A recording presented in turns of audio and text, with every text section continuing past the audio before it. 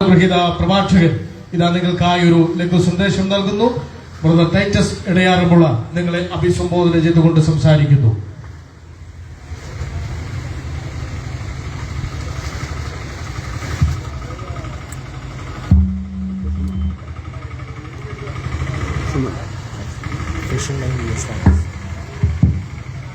ശുദ്ധ പരിധിക്കുള്ളിൽ ഞങ്ങളെ അടുത്തും അകലെയുമായി ശ്രദ്ധിക്കുന്ന എല്ലാ ബഹുമാന്യ ശ്രോതാക്കൾക്കും ലോകരക്ഷിതാവായ യേശുക്രിസ്തുവിന്റെ ധന്യവേറിയ നാമത്തിൽ ഞങ്ങൾക്കുള്ള സ്നേഹ വന്ദനങ്ങൾ പ്രാരംഭമായി ഞങ്ങൾ അറിയിക്കുകയാണ്. ഞങ്ങളുടെ പ്രിയപ്പെട്ട സഹോദരന്മാർ പ്രഥമ ദൃഷ്ടിയ നിങ്ങളെ അനുസ്മരിപ്പിച്ചതുപോലെ ഞങ്ങളുടെ ഇവിടുത്തെ ആഗമന ലക്ഷ്യം ഏതെങ്കിലും മതപ്രഭാഷണങ്ങൾക്കില്ല എന്നുള്ളതല്ല, മറ്റേതെങ്കിലും തത്വചിന്തകളെ നിങ്ങളെ അറിയിക്കുക എന്നുള്ളതല്ല. കഴിഞ്ഞ അനേക നാളുകളിലായി ഇടുക്കി ജില്ലയുടെയും കേരളത്തിൻ്റെയും വിവിധ സ്ഥലങ്ങളിൽ ഞങ്ങൾ ചുറ്റിത്തിരിഞ്ഞുകൊണ്ട് ജനതകളോട് അറിയിച്ചുകൊണ്ടിരിക്കുന്ന അതിമഹത്തായ ഒരു സന്ദേശം വളരെ പരിമിതമായ സമയത്തിൻ്റെ ഉള്ളിൽ നിങ്ങളെ അറിയിച്ച് ദേശത്തുനിന്ന് മടങ്ങിപ്പോകുവാൻ ഞങ്ങൾ ആഗ്രഹിക്കുകയാണ്. നിങ്ങളുടെ വിലപ്പെട്ട ശ്രദ്ധയെ ഞങ്ങളുടെ പ്രമേയത്തിലേക്ക് ദൈവനാമത്തിൽ ഞങ്ങൾ സാദരം ക്ഷണിക്കുന്നു.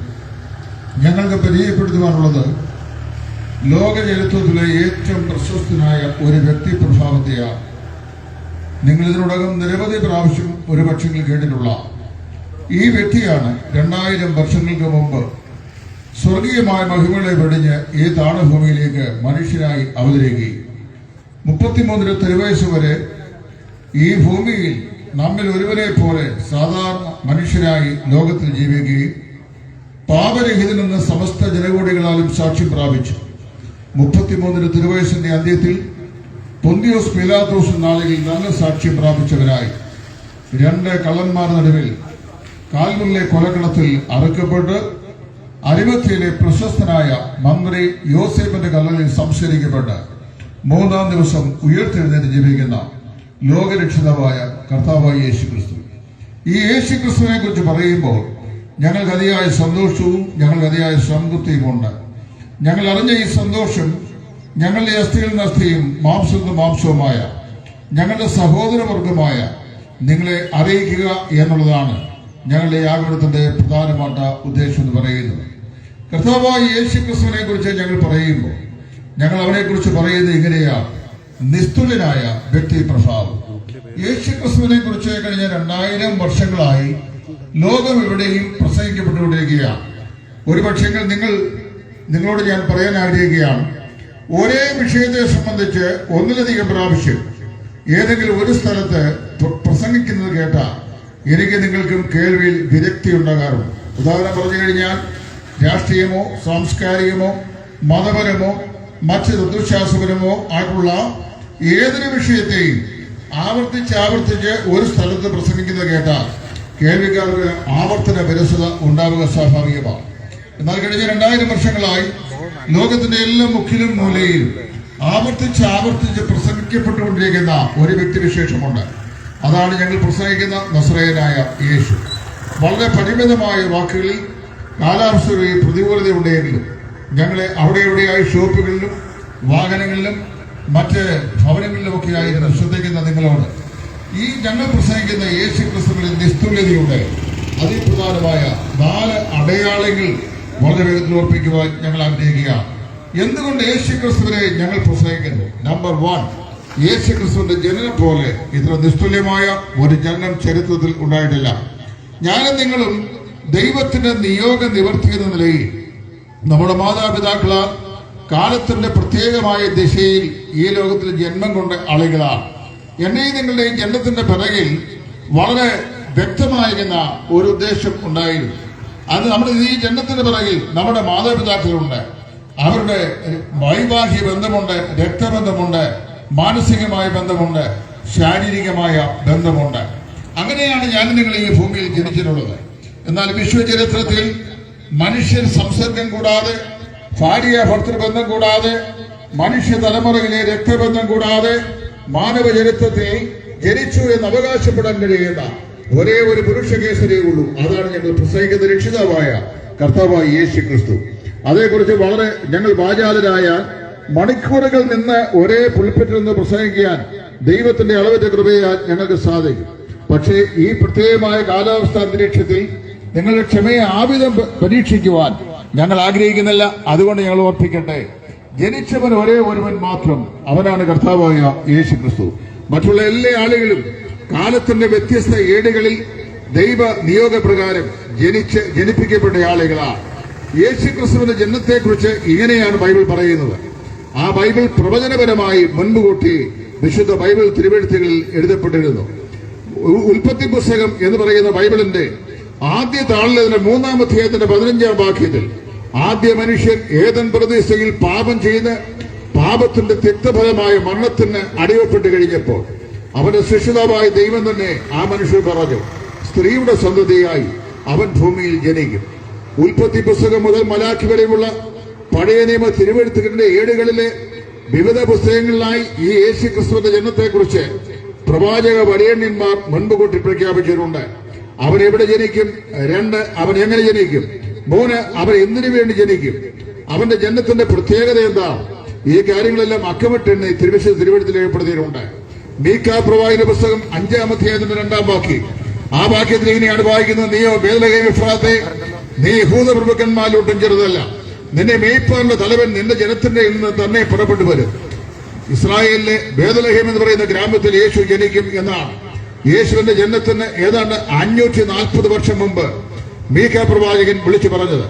കർത്താവായ യേശു ക്രിസ്തുവിന്റെ ജനനത്തിന് ഏതാണ്ട് 740 വർഷങ്ങൾക്ക് മുമ്പ് ഇസ്രായേലിലെ യെരുശലേമിന്റെ രാജവീതിയിൽ കൂടെ നെടുകയും കുറുകയും നടന്നുകൊണ്ട് പഴയ നിയമ കാലഘട്ടത്തിലെ അറിയപ്പെട്ട പ്രവാചക വരേണ്യനായിരുന്ന യെശയ്യാവ് ഇപ്രകാരം പറഞ്ഞു, കന്യക ഗർഭിണിയായി ഒരു മകനെ പ്രസവിക്കും. യെശയ്യാവ് 7:1.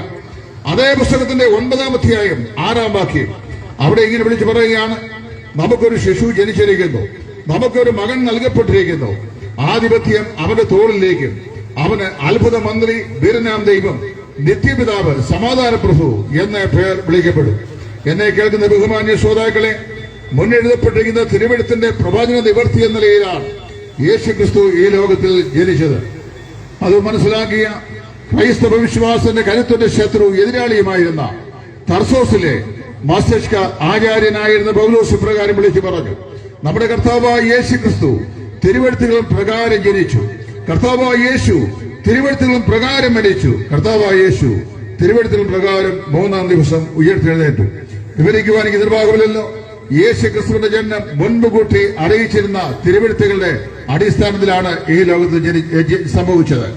നിങ്ങൾക്കറിയാം, നമ്മുടെ കോൺഗ്രസ് മന്ത്രിസഭ, അതായത് രാജീവ് ഗാന്ധിയുടെ മന്ത്രിസഭയിൽ അന്നത്തെ ടെലികോം മിനിസ്റ്ററായിരുന്ന ബഹുമാനനായ രാജേഷ് പൈലറ്റ് അദ്ദേഹം കേന്ദ്ര ക്യാബിനറ്റ് റാങ്കുള്ള മന്ത്രി വരേണ്യനായി ഇവിടെ ഭരിക്കുന്ന സമയത്ത് അന്ന് സ്റ്റേറ്റ് ഗവൺമെന്റ് ഭരിച്ചിരുന്നത് എനിക്ക് ഏറ്റവും പ്രിയപ്പെട്ട ഇടതുപക്ഷ ജനാധിപത്യ മുന്നണിയുടെ ഏറ്റവും പ്രശസ്തനായ ബഹുമാനനായ ഇ.കെ. നായനാർ അവരുകളായിരുന്നു. ബഹുമാനായ ഇ.കെ. നായനാർ അവരുകൾ കേരളത്തിന്റെ മുഖ്യമന്ത്രിയായി സേവനം ചെയ്യുന്ന കാലഘട്ടം കേന്ദ്രമന്ത്രിയായ രാജേഷ് പൈലറ്റ് അദ്ദേഹം ക്യാബിനറ്റ് മിനിസ്റ്റർ എന്ന നിലയിൽ ക്യാബിനറ്റ് റാങ്കുള്ള മിനിസ്റ്റർ അദ്ദേഹം കേരളത്തിലേക്ക് വരുമ്പോൾ തനിക്ക് ആവശ്യമായ പോലീസ് സംരക്ഷണം നേരത്തെ തന്നെ ബന്ധപ്പെട്ട വകുപ്പുകളോട് ആവശ്യപ്പെട്ടതായിരുന്നു. പക്ഷേ കൊല്ലം സ്വദേശിയായ അദ്ദേഹം വളരെ പെട്ടെന്ന് അദ്ദേഹം ഈ കേരളത്തിലേക്ക് ഒരു മിന്നൽ പരിശോധനയ്ക്കായി യാത്രയ്ക്കായി വന്നു. ആ യാത്രയിൽ അദ്ദേഹം വന്നു കഴിഞ്ഞപ്പോൾ സ്റ്റേറ്റ് ഗവൺമെന്റിനെ അദ്ദേഹം വേണ്ടത്ര നിലയിൽ മുൻകൂട്ടി അറിയിച്ചില്ല. മടങ്ങി കേന്ദ്രത്തിൽ ചെന്നപ്പോയിട്ട് അദ്ദേഹം ബഹുമാനായ ഇ.കെ. നായനാർക്ക് ഒരു കത്തെഴുതി. ആ കത്തിന്റെ സംക്ഷിപ്തം ഇങ്ങനെയായിരുന്നു, കേന്ദ്ര ക്യാബിനറ്റ് റാങ്ക് ഉള്ള ഞാന് കേരളം സന്ദർശിച്ചപ്പോൾ എനിക്ക് ആവശ്യമായ പോലീസ് പരിരക്ഷ തരാതിരുന്നത് വലിയ തെറ്റായി പോയി എന്ന്. അന്ന് ബഹുമാനായ ഇ.കെ. നായനാർ ഫലിതമേറെ പറയുന്ന മനുഷ്യൻ, എന്നാൽ വളരെ നിഷ്കളങ്കനായ മനുഷ്യൻ, അദ്ദേഹം പറഞ്ഞൊരു വലിയ വാചകം ഇവിടുത്തെ വർത്തമാന പത്രങ്ങളുടെ മുൻ പേജിൽ വലിയ അക്ഷരത്തിൽ അച്ചടിച്ചു വന്നു. അദ്ദേഹം ഇങ്ങനെയല്ല, കേന്ദ്രമന്ത്രിയല്ല, സാക്ഷാൽ പടച്ചവനാണെങ്കിലും ഭൂമിയിലേക്ക് വന്നാൽ പറഞ്ഞേച്ചു വേണം വരാൻ. അർത്ഥവത്തായ വാക്കുകൾ ഉരുവിട്ടത് ബഹുമാനായ ഇ.കെ. നായനാർ അവരിലായിരുന്നു. ഞാൻ ഇതിന് പറഞ്ഞത് ചോദിച്ചു കഴിഞ്ഞാൽ, കേന്ദ്ര ക്യാബിനറ്റ് റാങ്കിലുള്ള ഒരു മന്ത്രി കേരളം സന്ദർശിക്കുമ്പോൾ പ്രോട്ടോകോൾ പ്രകാരം സംസ്ഥാന ഗവൺമെന്റിനെ മുൻകൂട്ടി അറിയിച്ച് പോലീസിന്റെ സംരക്ഷണം വാങ്ങേണ്ടതായിരുന്നു. പക്ഷേ ആ കാര്യം സംസ്ഥാന ഗവൺമെന്റ് അധികാരികളെ അദ്ദേഹം മുൻകൂട്ടി അറിയിക്കണമായിരുന്നു. അപ്പൊ ബഹുമാനായ ഇ.കെ. നായനാർ അവർ പറയുകയാണ്, അദ്ദേഹമല്ല പ്രപഞ്ചത്തെ പടച്ച്, ആഴിയെ പടച്ച്, ഊഴിയെ പടച്ച്, തിരതാര സമർത്ഥമായത് ബ്രഹ്മാണ്ടത്തേക്ക് വിളിച്ച സാക്ഷാൽ സർവശക്തനായ ദൈവം തമ്പുരാനാണ് ഈ ഭൂമിയിലേക്ക് വരുന്നതെങ്കിലും പറഞ്ഞിട്ട് വേണം വരാൻ എന്നാണ് പറഞ്ഞത്. ഞങ്ങൾ പ്രസംഗിക്കുന്ന ഈ കർത്താവായ യേശു ഉണ്ടല്ലോ, അവൻ പറഞ്ഞേച്ച് ഭൂമിയിൽ വന്നവനാണ്. ഒരു രാത്രിയിൽ ഒരു ചെറിയ പയർമണി മുളച്ചു വരുന്ന പോലെ ഈ ചരിത്രത്തിൽ എഴുന്നേറ്റ് വന്നവനല്ല കർത്താവായ യേശു.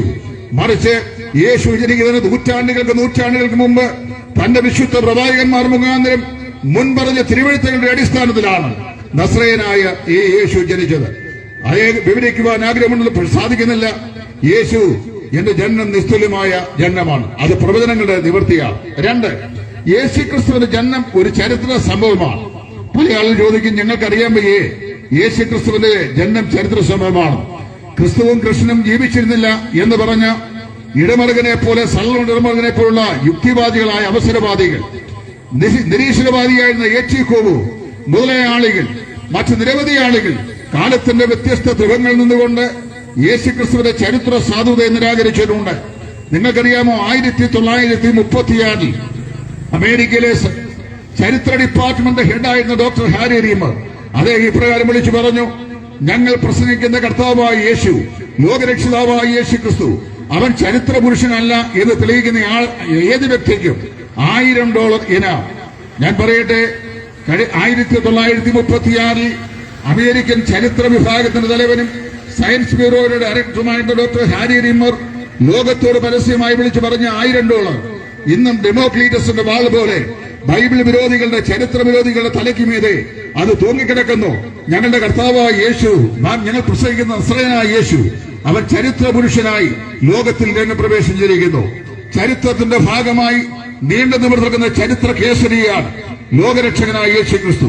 ലോക ചരിത്രത്തെ, വിശ്വചരിത്രത്തെ BC എന്നും AD എന്നും 2 തുല്യ കഷങ്ങളായി കീറിമുറിച്ചുകൊണ്ട് ചരിത്രത്തിന്റെ മധ്യത്തിൽ നിൽക്കുന്ന ഈ ചരിത്ര മനുഷ്യനെയൊക്കെ ഉണ്ട്. H.G. വെൽസ് എന്ന് പറയുന്ന ചരിത്രകാരനായ മനുഷ്യൻ ഇപ്രകാരം അദ്ദേഹത്തിന് ലോക ചരിത്ര ഗ്രന്ഥത്തിൽ എഴുതി വെച്ചു, ചരിത്രം എന്ന് പറയുന്നത് അവന്റെ ചരിത്രമാണ്. Without him there is no story at all. യേശു ക്രിസ്തുവിനെ മാറ്റി നിർത്തിക്കൊണ്ട് സത്യമായ ഒരു ചരിത്രം ചമയ്ക്കുവാൻ സാധിക്കുകയില്ല. പ്രിയമുള്ളവരെ, യേശു ക്രിസ്തു ചരിത്ര പുരുഷനല്ല എന്ന് ആരെങ്കിലും ചിന്തിച്ചാൽ ഞാനിങ്ങനെ പറയട്ടെ, ശ്രീബുദ്ധനും ശ്രീകൃഷ്ണനും കൺഫ്യൂഷ്യസും പ്ലേറ്റോയും പ്ലിനിയും മഹാനായ ശ്രീബുദ്ധനും മറ്റനേക ആളുകളും മതനേതാക്കന്മാരും സാംസ്കാരിക ആചാര്യന്മാരും തത്വചിന്തകന്മാരായ പ്രബുദ്ധരായ ആളുകളും വിശ്വചരിത്രത്തിന്റെ ഭാഗങ്ങളായി ലോകത്തിലെ ചരിത്രത്തിൽ ജനിച്ച് ജീവിച്ച് അവരുടെ സിദ്ധാന്തങ്ങളെ ലോകത്തിൽ അവതരിപ്പിച്ച് മരിച്ചു മൺമറഞ്ഞെങ്കിൽ ചരിത്രത്തിന്റെ താളുകളിൽ ശ്രദ്ധേയമായ സ്ഥാനമുള്ള വ്യക്തിയാണ് നസ്രയനായ യേശു. അവൻ ചരിത്രത്തിന്റെ നാഴികക്കല്ലായി ചരിത്രത്തിൽ നിലകൊള്ളുന്ന വ്യക്തിയാണ്. യേശു ക്രിസ്തു ചരിത്രത്തിൽ നിസ്തുല്യൻ. 2, യേശു ക്രിസ്തു ജന്മത്തിൽ നിസ്തുല്യൻ. ഇനി മൂന്നാമത് ഒരു കാര്യം കൂടി ഞാൻ ഓർപ്പിക്കുന്നു. യേശു ക്രിസ്തുവിനെ ഞങ്ങൾ പ്രസംഗിക്കുന്നതിന്റെ മൂന്നാമത് രഹസ്യം, യേശു ക്രിസ്തു ജീവിതത്തിൽ നിസ്തുല്യത. എന്താണ് യേശു ക്രിസ്തുവിന്റെ ജീവിതത്തിന്റെ നിസ്തുല്യത? വളരെ ചുരുക്കമായി ഞാൻ നിങ്ങളെ ഓർപ്പിക്കാം. ലോകത്തിൽ ഇതപര്യന്തം ജനിച്ച് ജീവിക്കുന്ന എല്ലാ ആളുകളും പാപികളാണ്. പാപമില്ലാത്ത ഒരു മനുഷ്യൻ പോലും ഈ ഭൂമിയിലില്ല. നിങ്ങൾക്കറിയാമല്ലോ, കഴിഞ്ഞ ദിവസത്തിന്റെ തലേ വെളുപ്പിനാണ് നമ്മുടെ സൗമ്യ എന്ന് പറയുന്ന ഒരു നിഷ്കളങ്കയായ പെൺകുട്ടിയെ ട്രെയിനിൽ നിന്ന് തള്ളി വാതിലൂടെ പ്ലാറ്റ്ഫോമിലേക്ക് ഇട്ടിട്ട് അർത്ഥനഗ്നയാക്കി അവളെ ബലാത്സംഗം ചെയ്ത നമ്മുടെ ഗോവിന്ദച്ചാമി, നമ്മുടെ കണ്ണൂരെ ഏറ്റവും പ്രശസ്തമായിരിക്കുന്ന സെൻട്രൽ ജയിലിന്റെ അതിശക്തമായ കാവലിൽ സൂക്ഷിക്കപ്പെട്ട ഗോവിന്ദച്ചാമി ജയിൽ ചാടി പുറത്തു വന്നു. 6 മണിക്കൂറിൽ കേരള പോലീസ് അദ്ദേഹത്തെ വീണ്ടും അറസ്റ്റ് ചെയ്തു. കോടതിയെ ഹാജരാക്കി ഒരുപക്ഷെ ജയിലിലേക്ക് മാറ്റുന്നുണ്ടാവും. ഇന്നത്തെ സാഹചര്യം മനസ്സിലാക്കണം. ലോകം മുഴുവൻ പാപത്തിലാണ് ജീവിക്കുന്നത്. ഞാൻ നിങ്ങളെ ജീവിക്കുന്ന 21-ാം നൂറ്റാണ്ട്, കഴിഞ്ഞ 20 നൂറ്റാണ്ടുകളെ മനുഷ്യവർഗം ചെയ്ത സകല പാപത്തെക്കാളും അധമമായ പാപപ്രവൃത്തികൾ ചെയ്യുവാൻ മനുഷ്യന് യാതൊരു വിധമായ സന്ദേഹമില്ലാത്ത അത്രമാത്രം ഭീകര അന്തരീക്ഷം സൃഷ്ടിക്കപ്പെടുന്ന ഒരു കാലഘട്ടത്തിലാണ് ഞാൻ നിങ്ങളും ജീവിക്കുന്നത്. ഇവിടെ കൊലയും കൊള്ളിവയ്പും സമൃദ്ധിയായി നടക്കുന്നു. കഞ്ചാവ് കച്ചവടവും കഞ്ചാവ് വേട്ടയും MDMA പോലെയുള്ള മാരകമായിരിക്കുന്ന വിഷവസ്തുക്കളും ഇത് സർവ്വസാധാരണമായി കുട്ടികളുടെ വരെ ഭക്ഷണം പോലെ അത് മാറിയിരിക്കുകയാണ്. ഇത്രമാത്രം സാമൂഹിക വ്യവസ്ഥിതി അധപ്പതിച്ചിട്ടുള്ള, മനുഷ്യന്റെ മനോനിലയ്ക്ക് താളപ്പിഴവ് സംഭവിച്ചിട്ടുള്ള, മനുഷ്യന്റെ സാംസ്കാരിക ചിന്ത അധപ്പതിച്ചിട്ടുള്ള ഒരു കാലഘട്ടം ലോക ചരിത്രത്തിൽ ഉണ്ടായിട്ടില്ല. ഏതോ മനുഷ്യനും പാപിയാണ്. വിശുദ്ധ വേദപുസ്തകം ഇപ്രകാരം പറയുന്നു, ഒരു വ്യത്യാസവുമില്ല, എല്ലാവരും പാപം ചെയ്ത് ഒരുപോലെ ദൈവദേശ ഇല്ലാത്തവരായി തീർന്നിരിക്കുന്നു. പ്രിയമുള്ളവരെ, മതചിന്തകൾക്ക് അതീതമായി ലോക ചരിത്രത്തിൽ ഇന്ന് വരെ ജനിച്ചിട്ടുള്ള ഇനിയും ജനിക്കുവാനുള്ള എല്ലാ മനുഷ്യരും ഒരുപോലെ ഈശ്വര ദൃഷ്ടിയിൽ പാപികളാണ്. നരനായി ഇങ്ങനെ ജനിച്ചു പോയല്ലോ, നരകവാരിധി നടുവിൽ ഞാൻ ഈ നരകത്തിൽ തന്നെ കരകയറ്റിയിടണമേ, തിരുവൈക്കം വാഴും ശിവശംഭു. എന്റെ തൊട്ടടുത്തുള്ള ഹൈന്ദവ സ്നേഹിതർ അവർ സന്ധ്യാനാമകീർത്തനങ്ങൾ പാടുന്നത് പലപ്പോഴും ഞാൻ ശ്രദ്ധിച്ചിട്ടുണ്ട്. ലോക ജീവിതത്തിൽ ഇന്ന് വരെ ജനിച്ചിട്ടുള്ള എല്ലാ മനുഷ്യരും ഒരുപോലെ പാപികളായി ജനിക്കുന്നു, പാപികളായി ജീവിക്കുന്നു, പാപികളായി ചരിക്കുന്നു, പാപികളായി മരിക്കുന്നു. എന്നാൽ വിശ്വചരിത്രത്തിൽ പാപത്തിന്റെ ലാഞ്ചന ലെവലേശമേൽക്കാത്ത ഒരേ ഒരു മനുഷ്യനുണ്ടെങ്കിൽ അവനാണ് ഞങ്ങൾ പ്രസംഗിക്കുന്ന നസ്രയനായ യേശു. നിങ്ങൾക്കറിയാമല്ലോ, മുഹമ്മദ് നബി ഈസാ നബിയെ സംബന്ധിച്ച് പറഞ്ഞിരിക്കുന്ന വാചകം വളരെ സംക്ഷിപ്തമായി ഞങ്ങളെ ഓർപ്പിക്കാം. വിശ്വചരിത്രത്തിൽ സ്ത്രീകളിൽ നിന്ന് ജനിച്ചിട്ടുള്ളവരിൽ പാപത്തിന്റെ കുത്തലേൽക്കാത്ത ഒരേ ഒരു പുരുഷനുണ്ടെങ്കിൽ അത് മറിയമിന്റെ മകനായ നസ്രയത്തിലെ ഈസോയാണ്. ലോകത്തിലെ എല്ലാ മനുഷ്യരും പാപികളാണ്. യേശുക്രിസ്തു മാത്രം പാപരഹിതനാണ്. 33 വർഷത്തെ പരിമിതമായ കാലഘട്ടമാണ് നസ്രയനായ യേശു ലോകത്തിൽ ജീവിച്ചത്. വളരെ പരിമിതമായ കാലഘട്ടം, ഒരു പുരുഷായുസിന്റെ 3 കാലഘട്ടം മാത്രം. വളരെ പരിമിതമായ നാളുകൾ, പരിമിതമായ സമസ്യകൾ, അതും 3.5 വർഷക്കാലം മാത്രം പരസ്യലോകത്തോട് പരസ്യമായി പ്രസംഗിച്ച നസ്രയനായ യേശു. ആ യേശു ക്രിസ്തു തന്നെ പരക്കെ വിമർശിക്കുന്ന പരീക്ഷപക്ഷത്തിന്റെ മുമ്പാകെ നെഞ്ചു നിവർത്തി നിന്നുകൊണ്ട് ഇപ്രകാരം വിളിച്ചു ചോദിച്ചു, നിങ്ങളിൽ ആർക്കെന്നെ പാപത്തെക്കുറിച്ച് ബോധപ്പെടുത്താൻ കഴിയും? ഞാൻ ഇടയാറുമുള്ള സ്വദേശിയാണ്. ഞാനിവിടെ വന്നിട്ട് ഈ കഞ്ഞിക്കുഴിയിലും വെൺമണി ജംഗ്ഷനിലും വന്നിട്ട് നിങ്ങളിൽ ആർക്കെന്നെ പാപത്തെക്കുറിച്ച് ബോധം വരുത്തുവാൻ കഴിയും എന്ന് ചോദിച്ചാൽ, നിങ്ങൾ സുബോധമുള്ള ആളുകൾ ഞാൻ പറയുന്ന മരമണ്ടത്തരമാണെന്ന് മനസ്സിലാക്കും. എന്നെ കല്ലുകയാനും ഒരു പക്ഷെങ്കിൽ നിങ്ങൾ വിമോചനം കാണിക്കുകയില്ല. പക്ഷേ തന്നെ പരക്കെ വിമർശിക്കുന്ന പരീക്ഷന്മാരുടെയും ശാസ്ത്രിമാരുടെയും സദസ്സിന്റെ മുമ്പാകെ നെഞ്ചു വിരിച്ചു നിന്നുകൊണ്ട് ഞങ്ങൾ പ്രസംഗിക്കുന്ന യേശു ചോദിച്ചു, നിങ്ങളിൽ ആർക്കെന്നെ പാപത്തെക്കുറിച്ച് ബോധം വരുത്തുവാൻ കഴിയും? ജന്മത്താലും ജീവിതത്താലും പാപത്തിന്റെ ലാഞ്ചന ലെവലേശം ഏറ്റിട്ടില്ലാത്ത വിശുദ്ധനായ പരിശുദ്ധനായ പുരുഷകേസരിയായിരുന്നു നസ്രയനായ യേശു ക്രിസ്തു. യേശു ക്രിസ്തു തന്റെ ജീവിതത്തിൽ നിസ്തുലനായിരുന്നുവെന്ന് ചരിത്രത്തിലൂടെ, വിശുദ്ധ വേദപുസ്തകത്തിലൂടെ വളരെ വ്യക്തമായി വേദപുസ്തകം തെളിയിക്കുന്നു. കർത്താവായ യേശുവിനെ ശത്രുക്കളും മിത്രങ്ങളും ഒരുപോലെ പരീക്ഷിക്കുകയും പരിശോധിക്കുകയും ചെയ്തിട്ടുണ്ട്. അവന്റെ 33 വർഷക്കാലത്തെ രഹസ്യ ജീവിതത്തിലെ 30-ാം വർഷത്തിലാണ് യേശു ക്രിസ്തു പരസ്യ ശുശ്രൂഷ ആരംഭിക്കുന്നത്. 3.5 വർഷക്കാലത്തെ പരസ്യമായ ശുശ്രൂഷയുടെ പ്രഥമ കവാടത്തിൽ അതിനു മുമ്പ് അവന്റെ പരസ്യ ശുശ്രൂഷ സമാരംഭിക്കും മുമ്പ് വിശുദ്ധ മത്തായിയുടെ സുവിശേഷം 3:16 പരിശുദ്ധനായ ദൈവം തമ്പുരാൻ സ്വർഗത്തിൽ നിന്ന് ഇങ്ങനെ ഏറ്റു പറഞ്ഞു, ഇതാ ഇവൻ എന്റെ പ്രിയപുത്രൻ, ഇവൻ ഞാൻ പ്രസാദം ചെയ്യുന്നു. 30 വർഷക്കാലത്തെ അവന്റെ രഹസ്യ ജീവിതം, അത് ആ രഹസ്യ ജീവിതത്തെ പരസ്യമായി നോക്കി പരിശോധിച്ചാൽ 3 ഘട്ടങ്ങളിൽ മാത്രമാണ് യേശുവിനെ കുറിച്ചുള്ള പരാമർശം സുവിശേഷത്തിൽ താളുകൾ നാം ദർശിക്കുന്നത്. ഒന്ന്, യഹൂദിയിലെ ബേത്ലഹേമിൽ ശിശുവായി ജനിക്കുന്ന യേശു. അവിടെ ആട്ടിടയന്മാർ ചെന്ന് അവനെ കാണുന്നു, നമസ്കരിക്കുന്നു. 12ാമത്തെ വയസ്സിൽ മാതാപിതാക്കളുടെ ദേവാലയത്തിലേക്ക് ആരാധനയ്ക്കായി കടന്നു പോകുന്ന യേശു അവിടെ വിദ്വാൻമാരായ ആളുകളുമായി അദ്ദേഹം സമ്പാദിക്കുന്നു. ആ യെരൂശലേമിൽ സ്ഥിതിയ ദേവാലയം തന്റെ പിതാവിന്റെ പ്രാർത്ഥനാലയമാണെന്ന് സമ്പാദിച്ച് സമർത്ഥിക്കുന്നു. അത് കഴിഞ്ഞ് 30ാം വയസ്സിൽ യോഹന്നാനാൽ സ്നാനമേൽക്കുവാൻ അവതാ യേശു ക്രിസ്തു യോർദാന്റെ കരയിലേക്ക് വരുന്നു. ഇങ്ങനെ 30 വർഷക്കാലത്തെ തന്റെ ജീവിതത്തിൽ 3 കാലഘട്ടങ്ങളെ കുറിച്ച് മാത്രമേ ലളിതമായ പരാമർശങ്ങൾ ബൈബിളിലുള്ളൂ. ആ 30 വർഷക്കാലത്തെ ജീവിതത്തെ സൂക്ഷ്മമായി അവലോകനം ചെയ്ത പിതാവായ ദൈവം സ്വർഗത്തിൽ നിന്ന് പരസ്യമായി വിളിച്ചു പറഞ്ഞു, ഇവൻ എന്റെ പ്രിയപുത്രൻ, ഇവനിൽ ഞാൻ പ്രസാദിച്ചിരിക്കുന്നു. ഞാൻ മുൻപോട്ട് പോകട്ടെ. യേശു ക്രിസ്തുവിന്റെ ജീവിതത്തിന്റെ അന്ത്യനാളുകളിലേക്ക് വരികയാണ്.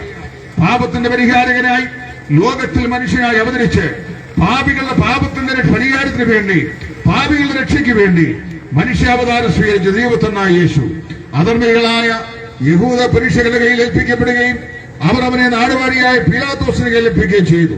പീലാത്തോസും ഹെരോദാവും ഹന്നാവും കയ്യഫാവും ആ കാലഘട്ടത്തിലെ മഹാപുരോഹിതന്മാരും ശാസ്ത്രിമാരും പരീക്ഷ പ്രമാണികളും നാടുവാഴിയും എല്ലാവരും തിരിച്ചും മറിച്ചും തിരിച്ചും നസ്രയനായ യേശുവിനെ പരിശോധിച്ചു.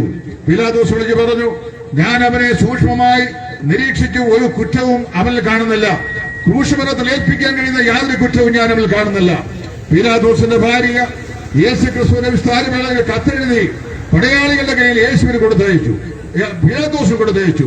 ഇപ്രകാരം എഴുതി, നീതിമാനായ മനുഷ്യന്റെ കാര്യത്തിൽ ദയവ് ചെയ്ത് നീ ഇടപെടരുത്. കഴിഞ്ഞ രാത്രിയിൽ ഈ മനുഷ്യൻ നിർത്താൻ ഞാൻ സ്വപ്നത്തിൽ വളരെ അസ്വസ്ഥനായി. പ്രിയമുള്ളവരെ, പീലാത്തോസ് പറയുന്നു, ഞാൻ യാതൊരു കുറ്റവും അവന് കാണുന്നില്ല. പീലാത്തോസിന്റെ ഭാര്യ പറയുന്നു, ഈ നീതിമാനായ മനുഷ്യന്റെ കാര്യത്തിൽ യാതൊരു നിലയിലും ഇടപെടരുത്. കുരിശിന്റെ ചുവട്ടിൽ കുന്തവുമേന്തി കാവൽ നിൽക്കുന്ന കാവൽ പടയാളിയാകുന്ന ശതാധിപൻ പറയുന്നു, ഈ മനുഷ്യൻ വാസ്തവമായി നീതിമാനായിരുന്നു. സത്യം. പ്രിയമുള്ളവരെ, ക്രൂശിൽ അവന് ഇടത്തും വലത്തുമായി ക്രൂശിക്കപ്പെട്ട രണ്ട് കള്ളന്മാർ ഒരുവൻ പറയുന്നു, മാമോൻ ന്യായമായത് പ്രാപിക്കുന്നു, ഇവനോ അരുതാത്തൊന്നും ചെയ്തിട്ടില്ല. ചുരുക്കം പറഞ്ഞു കഴിഞ്ഞാൽ ശത്രുക്കളാലും മിത്രങ്ങളാലും ഒരുപോലെ പാപരഹിതനെന്ന് സാക്ഷ്യം പ്രാപിച്ച സാക്ഷ്യ ജീവിതത്തിന്റെ ഉടമസ്ഥനായിരുന്നു ഞങ്ങൾ പ്രസംഗിക്കുന്ന യേശുക്രിസ്തു. യേശുക്രിസ്തു ജന്മത്തിൽ നിസ്തുലനാണ്, ചരിത്രത്തിൽ നിസ്തുലനാണ്, പ്രവാചക തിരുവഴുത്തുകൾ നിസ്തുലനാണ്. കർത്താവായ യേശുക്രിസ്തു ജീവിതത്തിൽ നിസ്തുലനാണ്. ഇനി അടുത്തത്, കർത്താവായ യേശു മരണത്തിൽ നിസ്തുലനാണ്. ഒരിക്കൽ ജനിച്ചാൽ മരിക്കണം, അത് ജീവശാസ്ത്രത്തിന്റെ അടിസ്ഥാന തത്വമാണ്. ജീവനുള്ള ഏതിനും ഒരവസാനമുണ്ട്, ആരംഭമുള്ള ഏതിനും ഒരു പര്യവസാനമുണ്ട്. ഒരു ദിവസം ഞാനും നിങ്ങളും ഈ ഭൂമിയിൽ നിന്ന് മരിച്ചു മാറ്റപ്പെട്ടേ മതിയാവുകയുള്ളൂ. ജീവിക്കാനാണ് നാം ആഗ്രഹിക്കുന്നെങ്കിലും മരണം നമ്മുടെ ജീവിതത്തിന്റെ ഏറ്റവും ഒടുവിലത്തെ തിരശ്ശീലയാണ്. 1992 തിരുവല്ല മെഡിക്കൽ മിഷൻ ഹോസ്പിറ്റലിൽ ഞാൻ ഒരു പ്രത്യേക ചികിത്സയ്ക്കായി അവിടെ അഡ്മിറ്റായി കിടക്കുമ്പോൾ കവിയൂർ സ്വദേശിയായി 102 വയസ്സുള്ള പിതാവിന് കണ്ണിന് നല്ല കാഴ്ച എപ്പോഴുമുണ്ട്, ചെവിക്ക് കേൾവിയുണ്ട്, ശരീരത്തിലെ ത്വക്കെല്ലാം അത് നന്നായിട്ട് ചുക്കിച്ചുളുങ്ങിയിട്ടുണ്ട്. വളരെ വയോധികനായി അദ്ദേഹത്തിന് ഏതോ ഒരസുഖമായി അവിടെ കൊണ്ടുവന്നു. ഞാൻ കിടക്കുന്ന റൂമിന്റെ തൊട്ടടുത്ത ബെഡിലാണ് ഈ പ്രിയത പിതാവിനെ കിടത്തിയിരിക്കുന്നത്. ആ പിതാവിനെ ഇഞ്ചക്ഷൻ ചെയ്യാനായി നേഴ്സസ് കടന്നു വരുമ്പോൾ 102 വയസ്സുള്ള പിതാവ് കുത്തിവയ്പ്പാൻ വന്ന് നേഴ്സിനോട് ചോദിക്കുകയാണ്, മോളെ ഞാൻ മരിച്ചു പോകുമോ? ചുരുക്കം പറഞ്ഞു കഴിഞ്ഞാൽ 102 വയസ്സായാലും മരിക്കണം എന്ന് മനുഷ്യൻ ആഗ്രഹിക്കുന്നില്ല. ലോകത്തിൽ ഒരു മനുഷ്യനും ഇവിടെ മരിക്കാൻ ആഗ്രഹിക്കുന്നില്ല. എല്ലാവരും ജീവിക്കാൻ ആഗ്രഹിക്കുന്നവരാണ്, ജീവിക്കാൻ വേണ്ടി ജനിച്ചവരാണ്. പക്ഷേ ഹതഭാഗ്യത കൊണ്ട് ഞാനും നിങ്ങളും മരിച്ചു പോകുന്നു. പാപത്തിന്റെ ഫലമായി ഞാൻ നിങ്ങളും മരിച്ചു പോകുന്നു. അതാണ് ഏറ്റവും വലിയ ചരിത്ര യാഥാർത്ഥ്യം. എന്നാൽ ഒരു കാര്യം മനസ്സിലാക്കുക, നസ്രയനായ യേശുവും മരിക്കാനായി ഈ ലോകത്തിലേക്ക് ജനിച്ചവനാണ്. ഞാനും നിങ്ങളും ജീവിക്കാനായി ലോകത്തിൽ ജനിച്ചവരായി വരുമ്പോൾ നസ്രയനായ യേശു മാത്രം മരിക്കാനായി ജനിച്ചവൻ. വിശുദ്ധ വേദപുസ്തകത്തിൽ ഇപ്രകാരം യേശു പറഞ്ഞു, ഇതാ മനുഷ്യപുത്രൻ പാപികളുടെ കയ്യിൽ ഏൽപ്പിക്കപ്പെടുന്നു, അവർ അവനെ ക്രൂശിച്ചു കൊല്ലും. നിശ്ചയമായും മരണത്തെ മുൻകണ്ട് അത് വളരെ വ്യക്തമായി മനസ്സിലാക്കിയ ശേഷം മരണത്തെ സ്വാഗതം ചെയ്ത മഹാപുരുഷനാണ് നസ്രയനായ യേശു. മനുഷ്യപുത്രൻ പാപികളുടെ രക്ഷയ്ക്ക് വേണ്ടി ആണ് കടന്നു വന്നത് എന്ന് കർത്താവ് പറഞ്ഞു. മനുഷ്യവർഗത്തിന്റെ പാപത്തിന്റെ പരിഹാരകനായിട്ടാണ് യേശു വന്നത് എന്നും അവിടുത്തെ പാപയാഗം, അതായത് കാൽവരിലെ മരണം മനുഷ്യന്റെ പാപത്തിന് പരിഹാരം വരുത്തുമെന്നും മുൻകൂട്ടി യേശു മനസ്സിലാക്കി അങ്ങനെ മരിപ്പാനായി ഒരുക്കപ്പെട്ട് ഈ ഭൂമിയിലേക്ക് വന്നവനാണ് കർത്താവായ യേശു. ആ യേശുവിനെ വിശുദ്ധ വേദപുസ്തകം പറയുന്നത് ഇങ്ങനെയാ, അവനെ ഗോൽഗോഥായിൽ കാൽവരിലെ മലയിൽ 2 കള്ളന്മാരടുവിലായി നാടുവാഴിയായ പീലാത്തോസ് ക്രൂശിച്ച് കൊന്നു. അവനെ കുറ്റക്കാരനല്ല എന്ന് വളരെ ബോധ്യമുണ്ടായിട്ടും യഹൂദന്മാരായ ആളുകളെ തൃപ്തിപ്പെടുത്തുക എന്നുള്ള രാഷ്ട്രീയ ലക്ഷ്യത്തോടെ അവനെ മരണത്തിനായി ഏൽപ്പിച്ചു കൊടുത്തു പീലാത്തോസ്. കർത്താവായ യേശു കാൽവരിലെ ക്രൂശിൽ മനുഷ്യവർഗത്തിനായി കൈകാലുകൾ വിരിച്ച് മരിച്ചു. അവൻ മരിച്ചു കഴിഞ്ഞപ്പോൾ വിശുദ്ധ വേദപുസ്തകം ഇപ്രകാരമാണ് പറയുന്നത്, യേശുക്രിസ്തുവിന്റെ മരണത്തെങ്കിൽ അതുല്യമായ പല സംഭവ വികാസങ്ങളും അരങ്ങേറി. വിശുദ്ധ മത്തായിയുടെ സുവിശേഷം 27-ാം അധ്യായം ഇപ്രകാരം പറയുന്നു. സംക്ഷിപ്തമായ വാക്കുകൾ ഞാൻ മാത്രം സൂചിപ്പിക്കാം. മത്തായി പറയുകയാണ്, യേശു കാൽവരിലെ ക്രൂശിലുള്ളതുകൊണ്ട് ഏലി ഏലി ലമാ ശബക്താനി, എന്റെ ദൈവമേ നീ എന്നെ കൈവിട്ടത് എന്ന് ഉറക്കത്തിൽ വിളിച്ചപ്പോൾ ദിഗംബരങ്ങളെ ഭേദിപ്പിക്കുമാർ അന്തരീക്ഷത്തിലേക്ക് അലയടിച്ച ആ മഹാശബ്ദത്തിന്റെ മുമ്പാകെ ഭൂമി കുലുങ്ങി, പാറകൾ പിളർന്നു, ദൈവമന്ദിരത്തിലെ തിരശ്ശീല മുകൾ തൊട്ടടിയോളം 2 ചീന്തി, മരിച്ച വിശുദ്ധന്മാരുടെ പലരുടെയും കല്ലറകൾ തുറന്നു. കർത്താവിന്റെ പുനരുദ്ധാനത്തിന് ശേഷം കല്ലറകളെ വിട്ട് പുറത്തു വന്നു, നഗരത്തിൽ പലർക്കും പ്രത്യക്ഷനായി. ഇതുപോലെ ലോകചരിത്രത്തിൽ ആദാമ്യ വംശപാരമ്പര്യത്തിൽ കഴിഞ്ഞ 6004 വർഷത്തെ മാനവ ചരിത്രത്തിൽ എത്രയോ കോടിക്കണക്കിന് ആളുകൾ ഈ ലോകത്തിൽ കാലാകാലങ്ങളിലായി ജനിച്ച് ജീവിച്ച് മൺമറഞ്ഞിട്ടുണ്ട്, മരിച്ച് മൺമറഞ്ഞിട്ടുണ്ട്. ആരുടെയെങ്കിലും മരണത്തില് ഇതുപോലെയുള്ള അത്ഭുതങ്ങൾ നടന്നിട്ടുണ്ടോ, അരങ്ങേറിയിട്ടുണ്ടോ? ഭൂമി കുലുങ്ങിയിട്ടുണ്ടോ? പാറകൾ പിളർന്നിട്ടുണ്ടോ? ദൈവമന്ദിരത്തിലെ തിരശ്ശീല 2 ചീന്തിയിട്ടുണ്ടോ? ഏതെങ്കിലും മരിച്ച വിശുദ്ധന്മാരുടെ കല്ലകൾ തുറക്കപ്പെട്ടിട്ടുണ്ടോ? നസറേയനായ യേശു ക്രിസ്തുവിന്റെ മരണം ചരിത്രത്തിലെ ഏറ്റവും നിസ്തുല്യമായ മരണമാണ്. വിവരിക്കാൻ നിർവാഹമില്ലല്ലോ. അടുത്ത ഭാഗത്തേക്ക് ഞാൻ പ്രവേശിക്കട്ടെ. കർത്താവായ യേശുവിന്റെ മരണത്തിന്റെ അപ്പുറത്ത് അവന്റെ പുനരുത്ഥാനത്തിൽ അവൻ നിസ്തുലനായിരുന്നു. ലോകത്തിലുള്ള സകല ആളുകളും ഇന്ന് വരെ ജനിച്ച് ജീവിച്ച് മരിച്ച് മൺമറഞ്ഞ് അവരുടെ ശവകുടീരങ്ങൾ കിടക്കുകയാണ്. നമ്മുടെ ഇന്ത്യയുടെ രാഷ്ട്രപിതാവായിരുന്ന മഹാത്മജി 1947 ആഗസ്റ്റ് മാസം 15-ാം തീയതി ബ്രിട്ടീഷുകാരോട് സമരം ചെയ്ത് ഈ ഭാരതത്തിന്റെ സ്വാതന്ത്ര്യം വാങ്ങി ഈ ബ്രിട്ടീഷുകാരുടെ അടിമത്തിൽ നിന്ന് നമ്മുടെ രാജ്യത്തെ യഥാസ്ഥാനപ്പെടുത്തി നമുക്ക് സ്വാതന്ത്ര്യം നൽകി തരുമെന്നും 1948 ജനുവരി മാസം 30-ാം തീയതി പതിവ് പോലെ ബിർളാ മന്ദിരത്തിലേക്ക് വൈകിട്ട് 5 മണിക്ക് പ്രാർത്ഥിക്കാൻ പോകുമ്പോൾ അദ്ദേഹം വെടിയേറ്റ് മരിക്കുമെന്നും ഇവിടുത്തെ ജ്യോത്സ്യന്മാരാരും മുൻകൂട്ടി പ്രഖ്യാപിച്ചില്ല. ആഴ്ചതോറും നമ്മുടെ മാസികകളിലും അതുപോലെ വർത്തമാന പത്രങ്ങളിലും വാരഫലം ചമച്ച് വിടുന്ന നമ്മുടെ ജ്യോത്സ്യന്മാരൊക്കെ അന്നും ഈ രാജ്യത്തുണ്ടായിരുന്നു. ആരും മുൻകൂട്ടി അത് പ്രഖ്യാപിച്ചില്ല.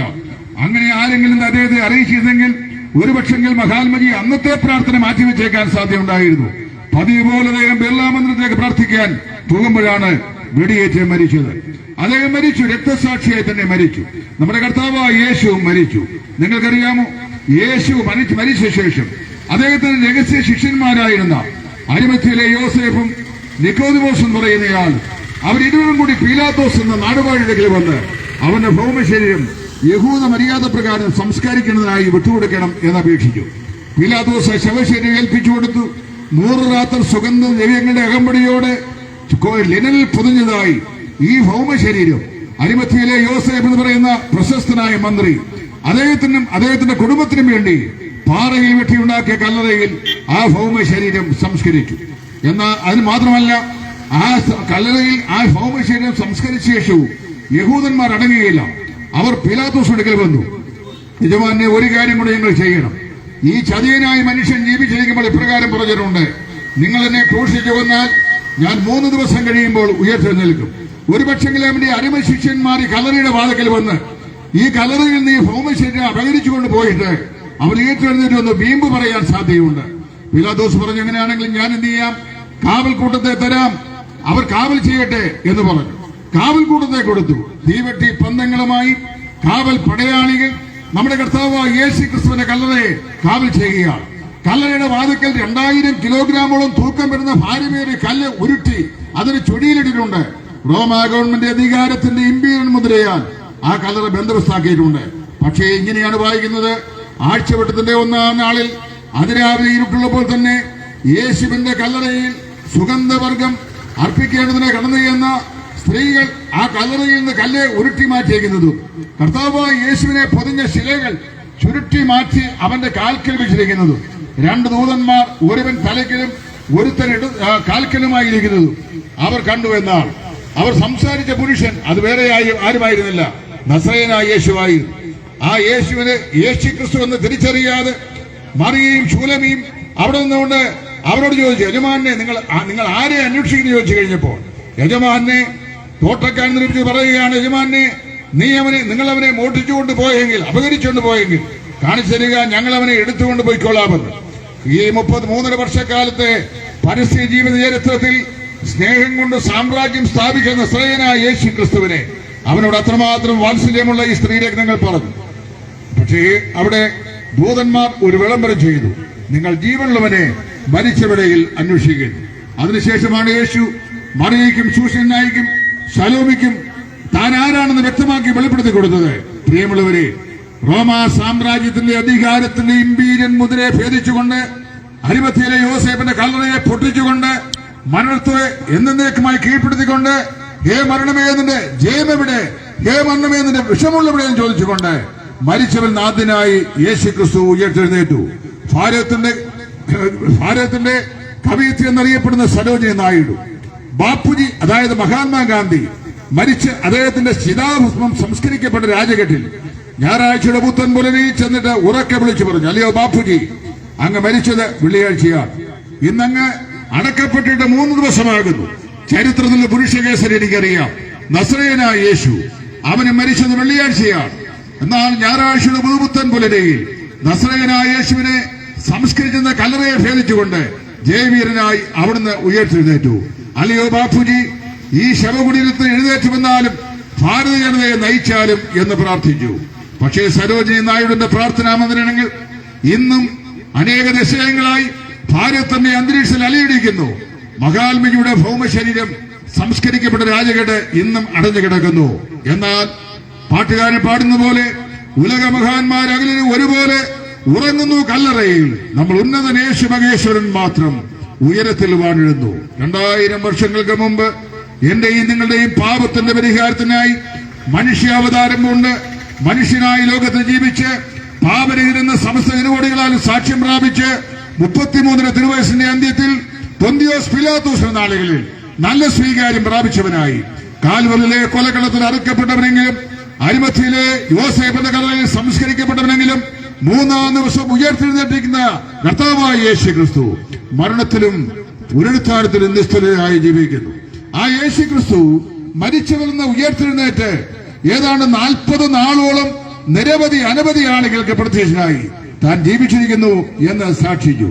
40-ാം ദിവസം തന്റെ അരുമ ശിഷ്യന്മാർ കാണുക ഒലിവുമലയിൽ നിന്ന് അവൻ സ്വർഗാരോഹണം ചെയ്തു.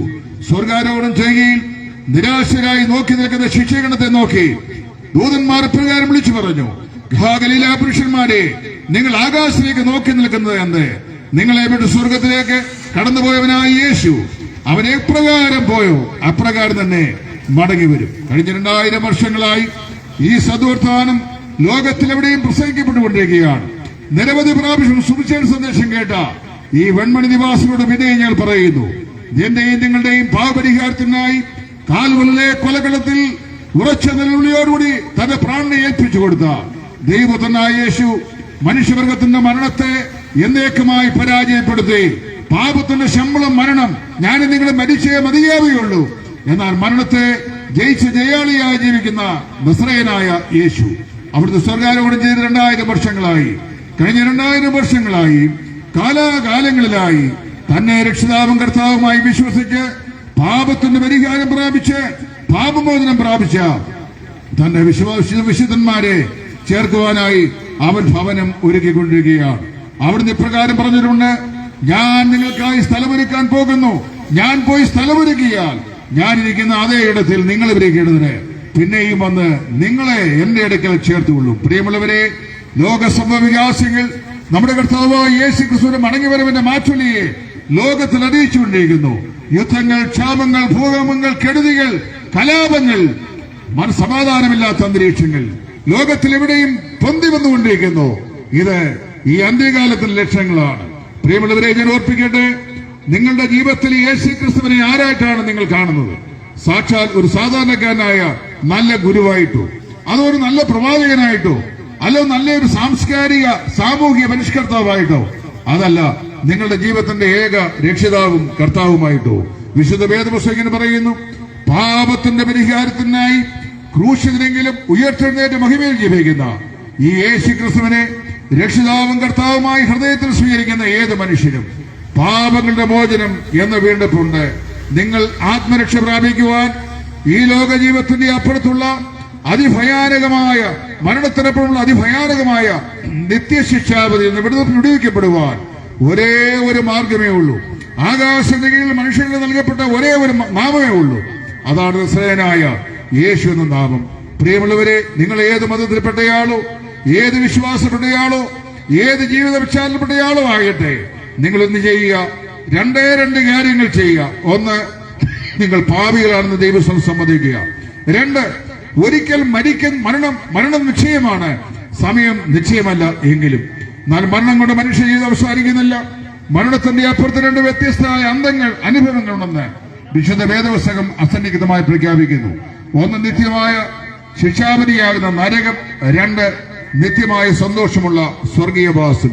ഇതിലേത് നിങ്ങൾ തിരഞ്ഞെടുക്കും? ഇതിന് രണ്ടിനുമുള്ള വ്യവസ്ഥ ദൈവം നൽകിയിട്ടുണ്ട്. പാപി ചെന്നെത്തുന്നത് നിത്യമായ നരക ശിക്ഷാവധി.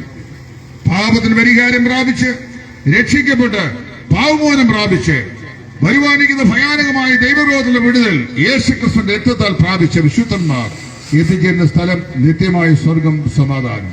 ഇതിലേത് നിങ്ങൾ തിരഞ്ഞെടുക്കും? തിരഞ്ഞെടുപ്പ് നിങ്ങൾക്ക് വിട്ടുതരികയാണ്. നിങ്ങൾ യേശുക്രിസ്തുവിനെ രക്ഷിതാവും കർത്താവുമായി സ്വീകരിച്ചാൽ, അവനെ ഹൃദയത്തിലേക്ക് ഏറ്റുവാങ്ങിയാൽ, നിങ്ങളുടെ പാപം നിങ്ങൾ അവനോട് ഏറ്റുപറഞ്ഞാൽ, വിശുദ്ധ ബൈബിൾ പറയുന്നു, നമ്മുടെ പാപങ്ങൾ എത്ര കണിഞ്ഞുവപ്പായിരുന്നാലും അത് ഹിമം പോലെ അവൻ വെളുപ്പിക്കും. എത്ര രക്താംബരം പോലെ കണിഞ്ഞുവപ്പായിരുന്നാലും അത് പഞ്ഞി പോലെ അവനാക്കി തീർക്കും. ദൈവത്തിന്റെ ഏകജാതനായ പുത്രൻ യേശുക്രിസ്തുവിന്റെ രക്തം സകല പാപം പോക്കി നമ്മെ ശുദ്ധീകരിക്കുന്നു. ഒരു വചനഭാഗം കൂടെ ഉദ്ധരിച്ചുകൊണ്ട് ഞങ്ങളുടെ വാക്കുകൾക്ക് ഇവിടെ വിരാമം കുറിപ്പാൻ ഞാൻ ആഗ്രഹിക്കുകയാണ്. വിശുദ്ധ യോഹന്നാന്റെ സുവിശേഷം 3-ാം അധ്യായത്തിന്റെ 16-ാം വാക്യം. അപ്പോസ്തലനായ യോഹന്നാൻ ഇങ്ങനെ എഴുതുന്നു, തന്റെ ഏകജാതനായ പുത്രനിൽ വിശ്വസിക്കുന്ന ഏവനും നശിച്ചു പോകാതെ നിത്യജീവൻ പ്രാപിക്കേണ്ടതിന് ദൈവം അവനെ നൽകുവാൻ തക്കോണം ലോകത്തെ അത്രയ്ക്ക് സ്നേഹിച്ചു. പ്രിയ സ്നേഹിതരെ, യേശുക്രിസ്തു ജന്മത്തിൽ നിസ്തുല്യൻ, കർത്താവായ യേശുക്രിസ്തു ജീവിതത്തിൽ നിസ്തുല്യൻ, യേശുക്രിസ്തു മരണത്തിൽ നിസ്തുല്യൻ, യേശുക്രിസ്തു പുനരുദ്ധാനത്തിൽ നിസ്തുല്യൻ. അവൻ ലോകത്തെ വീണ്ടും ഭരിക്കുവാൻ ലോകത്തിലേക്ക് വരുവാൻ പോകുന്നു. രണ്ടാം വരവിലും പ്രാർത്ഥിച്ചുകൊണ്ട് ഇതുപര്യന്തം ഞങ്ങളെ സശ്രദ്ധം ശ്രമിച്ച എല്ലാ ബഹുമാന്യ ശ്രോതാക്കൾക്കും യേശുക്രിസ്തുവിന്റെ നാമത്തിൽ ഞങ്ങൾക്കുള്ള നന്ദിയെ അർപ്പിച്ചുകൊണ്ട് ഞങ്ങളുടെ വാക്കുകൾക്ക് വിരാമം കുറിക്കുന്നു. ദൈവനാമം ഇന്നും എന്നേക്കും മഹത്വപ്പെടുമാറാകട്ടെ. ആമേൻ.